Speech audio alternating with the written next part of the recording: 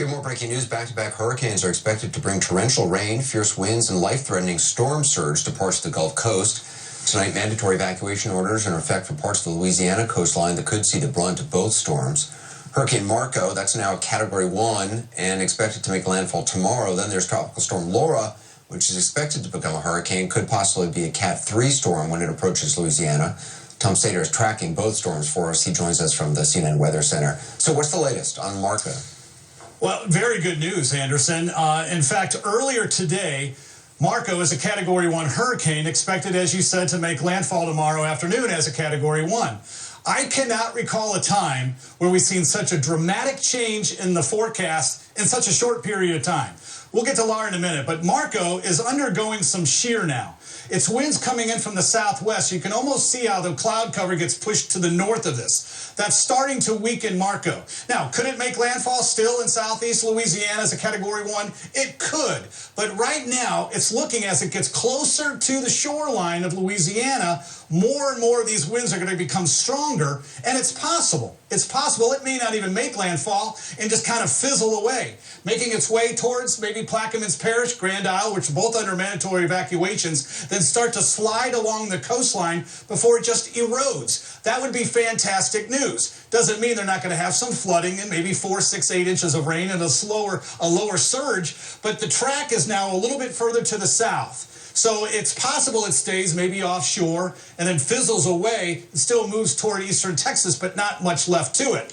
Now, the forecast does still call for this hurricane warning to remain in place in red and tropical warnings extended somewhat. But with this shifting down southward, that's good news for all of the impacts. They are lessened greatly, even though the surge still 4 to 6 feet in some areas, but probably toward the lesser end. So that's the first bit of news, which is quite promising. And Tropical Storm Laura?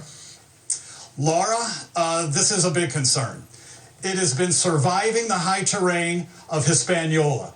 Tremendous amounts of rainfall, terrible flooding, homes destroyed, over 500,000 lost power in Dominican Republic, water rescues going on and flooding in Jamaica to Port-au-Prince, and it looks like now it's pretty much over Guantanamo. If it stays south along the coastline and over water, the system's only going to get stronger. It's not, the mountains are not affecting it. The longer it stays in these very warm waters and heads now toward the border of Texas and Louisiana, it may get even stronger than the forecast from the National Hurricane Center, which called for it to be a strong Category 2. If it does get stronger and stays to the southern end of that track, it could be maybe a major Category 3 or a 4. God forbid a Category 5. But that's what we're watching. So the watches and warnings are only for Marco now. They'll be extended in the days ahead. This would be Wednesday night. If it does get stronger, I fear mass evacuations. Galveston Bay, Houston area, up and toward that border of Louisiana. But again, you've got over 600 oil and gas platforms here.